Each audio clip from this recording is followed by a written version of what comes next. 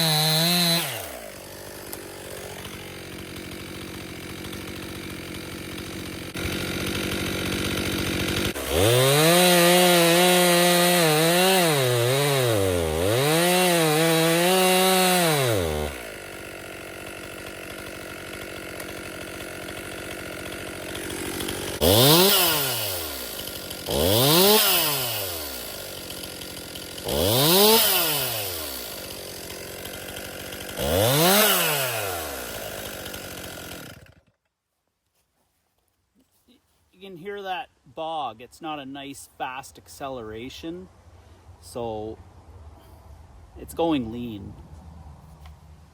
All right, probably needs a carburetor service, so we'll send that back to Erica.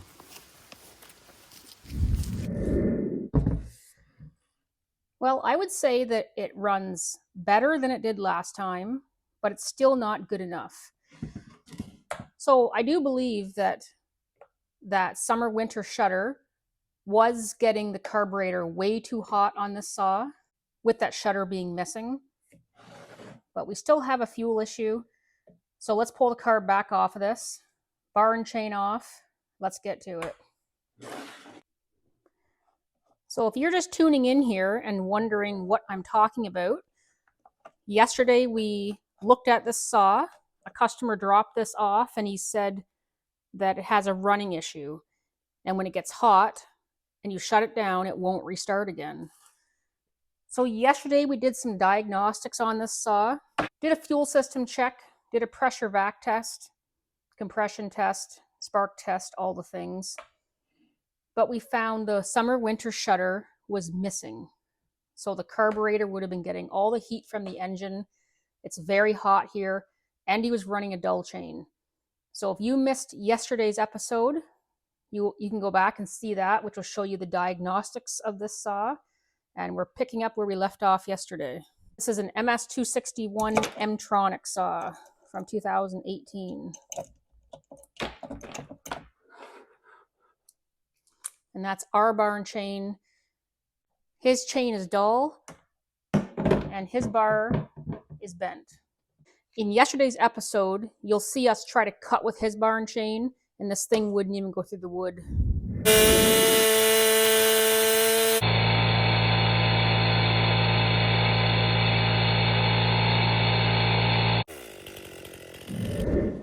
So you didn't see it on video yesterday, but I put this all back together, greased the needle bearing, everything was cleaned up. I replaced the chain catcher with a brand new one. The old one was in terrible condition, and I replaced that worn rim sprocket as well. So this whole side of the saw has been serviced. All the hardware was tightened up. So that cutting that we just did with this, we changed nothing except for put the summer shutter back in place. That's his spark plug, his air filter, his fuel filter. I didn't change anything. I know this probably seems silly, me pulling the carb back off of this. I am not charging him for what I just did. I was curious if that shutter would change the performance of that chainsaw. And that's just me on my time. And that is how you learn. Let's get the carb back off this thing. No big deal. We'll have the carb back off of this in 45 seconds and we'll get to the carb service. I almost forgot and pulled that carb off without dumping my fuel out of it. I do that way too much. I just get so excited that I get ahead of myself.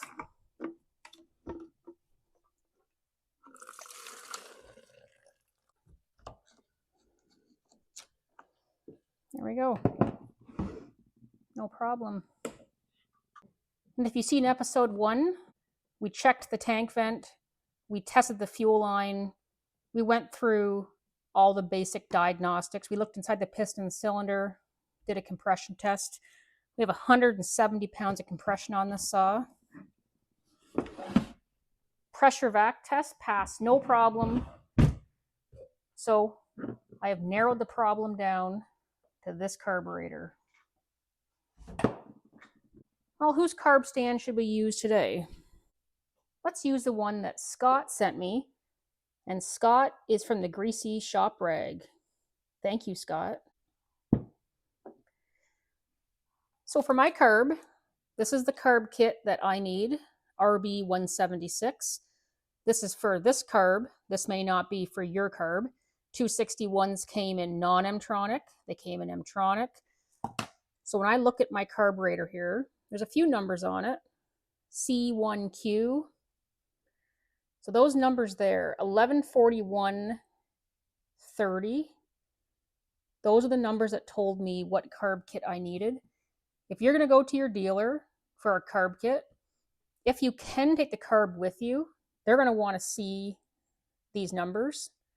If you walk into your dealer and just say, I want a carb kit for my 261, that's just not enough information.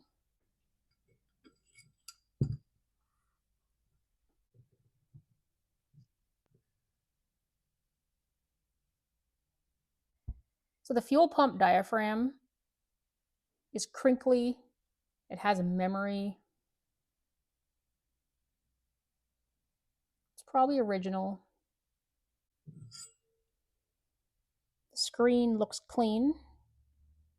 The carb itself looks clean. Let's check out the other side.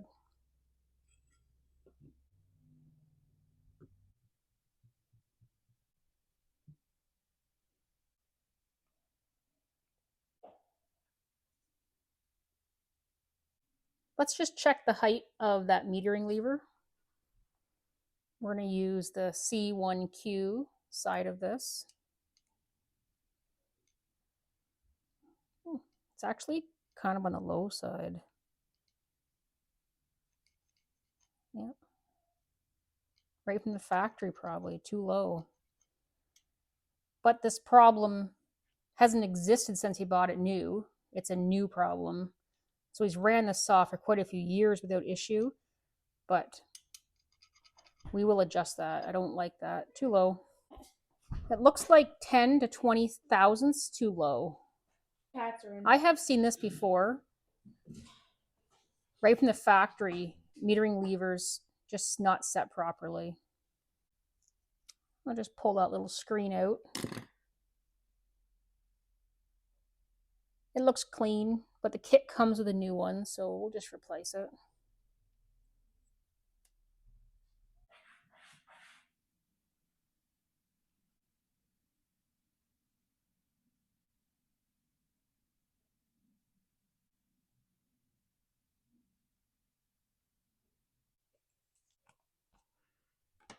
This kit comes with a new spring.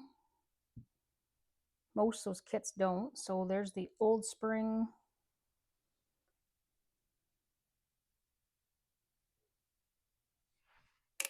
And new screen. And we'll just reuse the screw.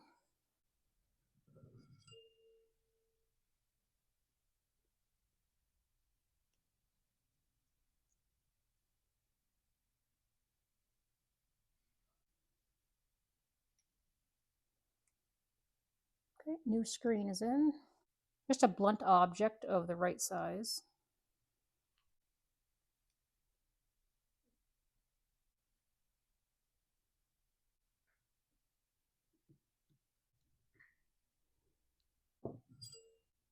Okay, that side's back together. Now let's do everybody's favorite part. So we've got our little spring. I know many of you have watched me do this many times, so if you don't want to watch it again, you'll have to just skip forward a little bit.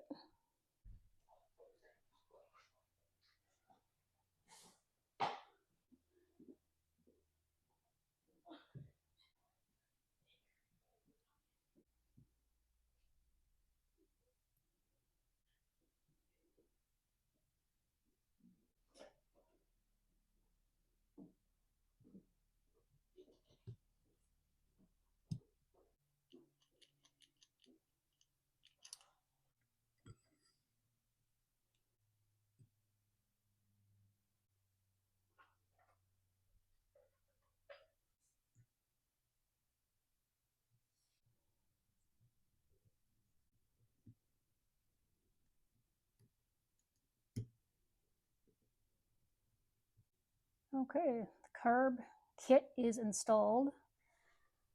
While we have this apart, let's replace the fuel solenoid.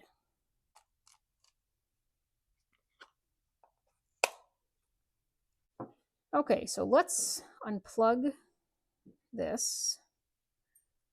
If we can get it unplugged.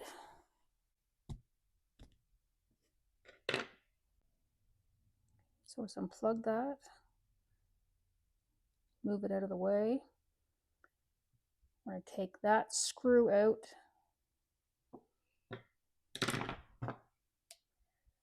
That is a T10.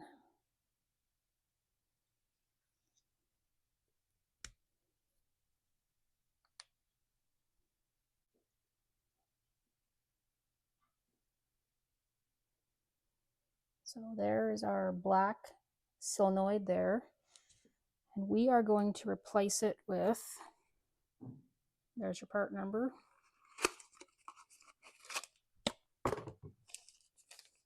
This green one. Comes with some picture instructions. You don't want to get this dirty, so just have a clean hands, clean towel when you're doing this. Okay, there's the old one out. I have previously taken a fuel solenoid out of a carb and looked in there and seen a blob of water sitting there. Now this one looks clean. I see nothing in there. So I'm just going to pop that old one out, pop the new one in. But I like to look in there. You never know what you might see. Okay, so we're not going to handle this too much. Just going to get it, hold it up here, and we're going to pop it in.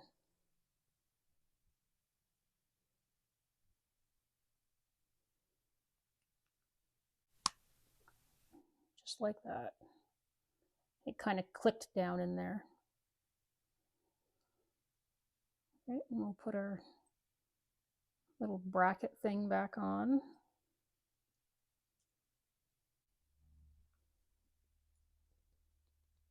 Okay, so that's tightened back down. And then we'll plug that back in.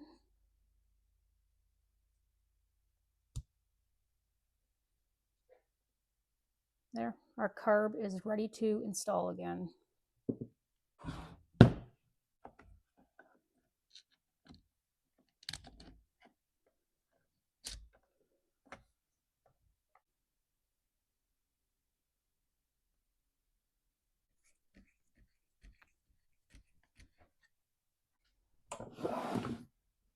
Let me just install this wire correctly. It's supposed to sit in there, not in behind.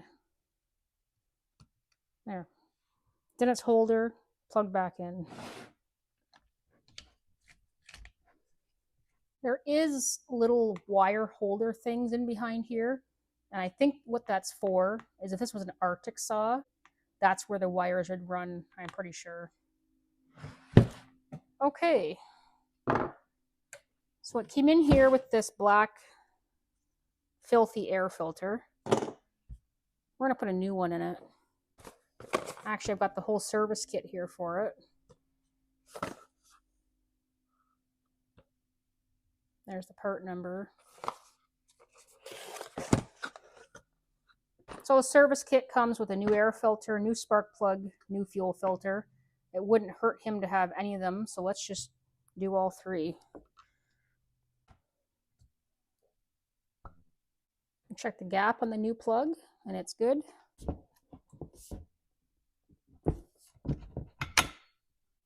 Okay, new white air filter.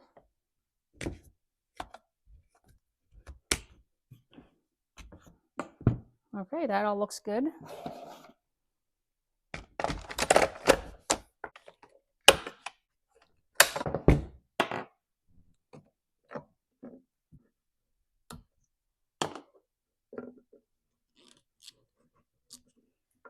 Brand new fuel filter.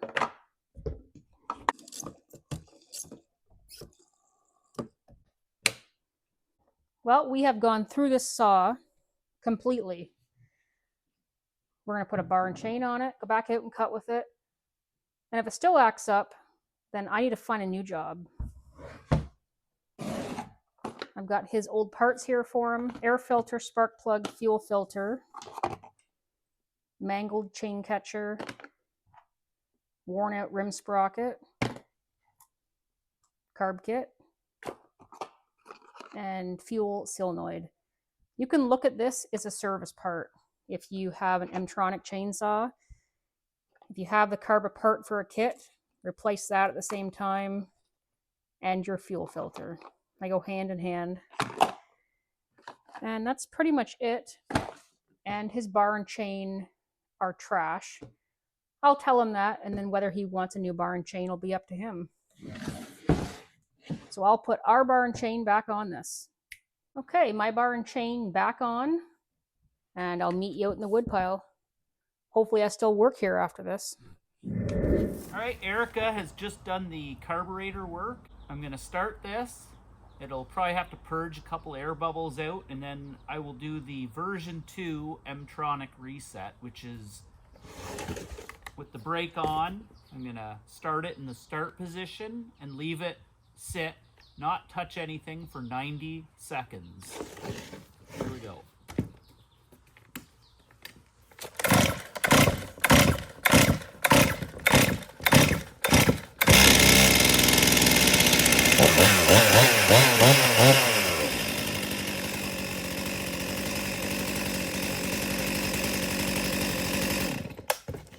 Okay, now I'm going to do the reset.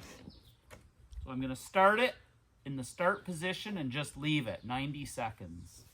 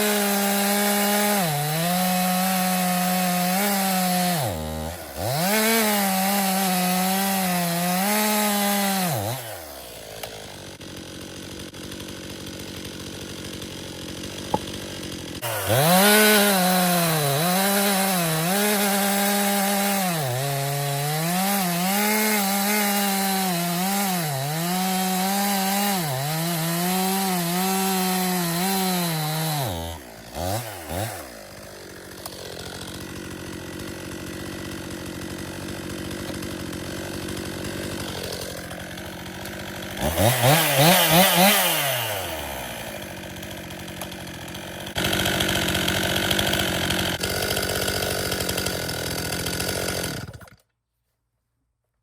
going to let that sit for 5 minutes and restart.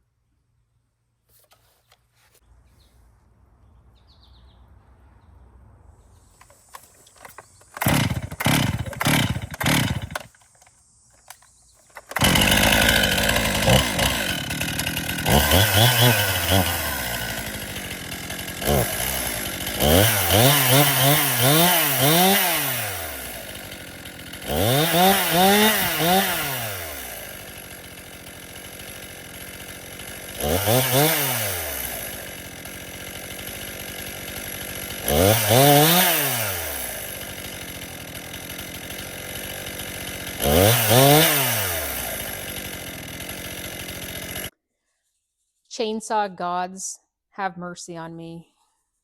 So as you can see outside, this thing is not fixed.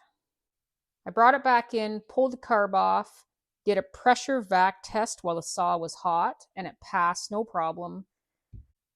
So I pulled the fuel lines out of it, and I think what's going on here, so this 261, these have a two-piece fuel line. This piece is down in the tank, fuel filter attached there, and then these two fuel lines meet at this thing.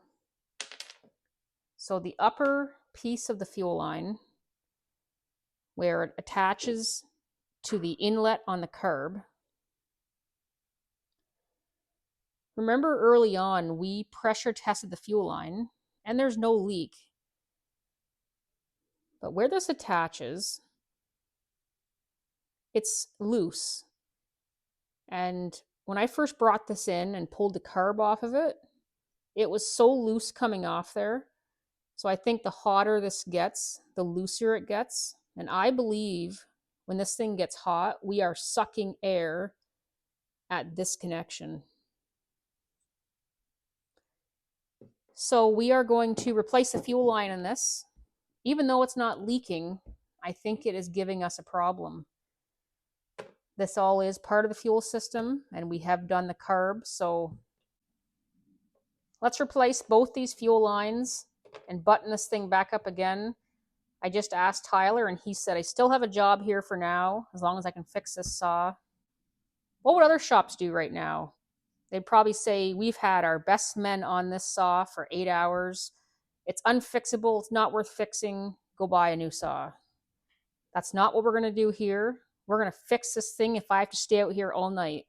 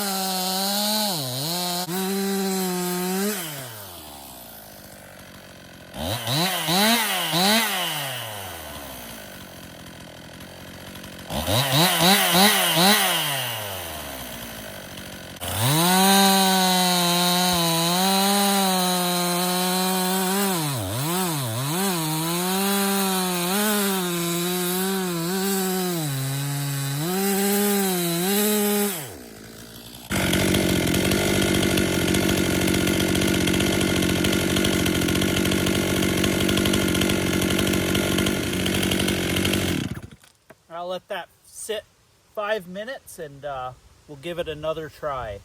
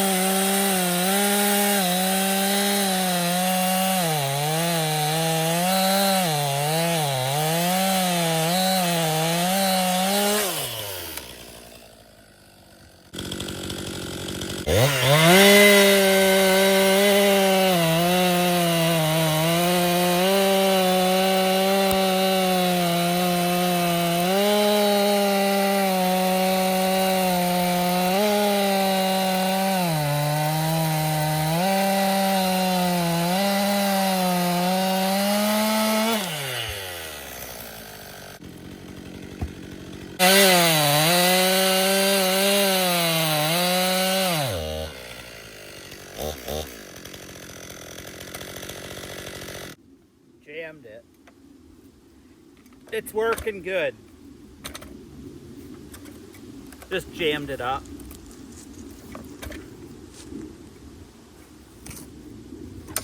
I'm gonna just start it, let it cool down though.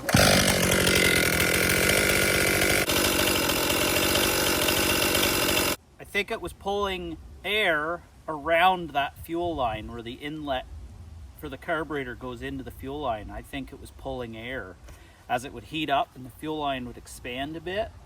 And it's easier to pull air in than fuel. Like, so it's acting like a hole in the fuel line. And there, that last cut, sometimes when you're ripping, you just pull too much noodles in, and I'll have to go clean that out. So I think we got her. It's got lots of power now, just like it should. I'll try it again, but I think we got her. Does Erica still work here? Yeah. For now?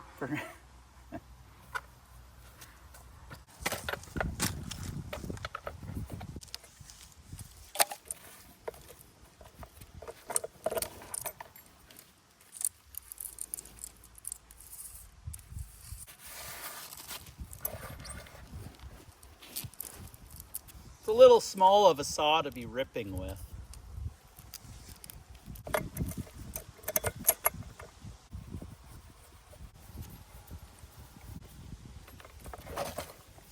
Let's make sure I got it on the rim. Yep.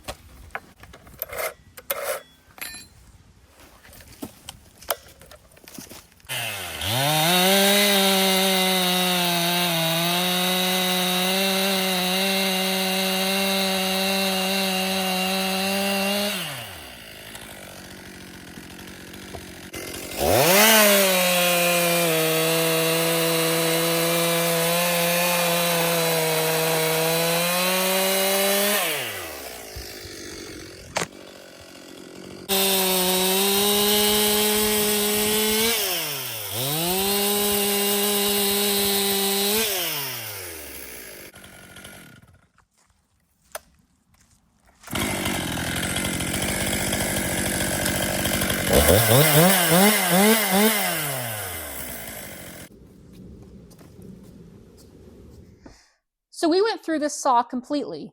We did a fuel system test, we checked the tank vent, we did a compression test, and we have 170 pounds of compression.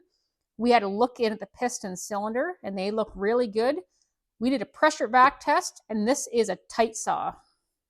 This saw did throw me a curveball, but we got it sorted out, and you got to watch all the trial and errors. So I guess that's it for the MS261 that gets hot, doesn't want to start, and bogs. What should we do next? Do you remember last weekend I had two MS261s on my bench? We tore them down. One had a failed crank bearing and the other had multiple issues. In the comments, we discussed back and forth what should become of these saws. We talked about, should they be boxed up and sent back to the crypt, or should I try to build one saw out of the two?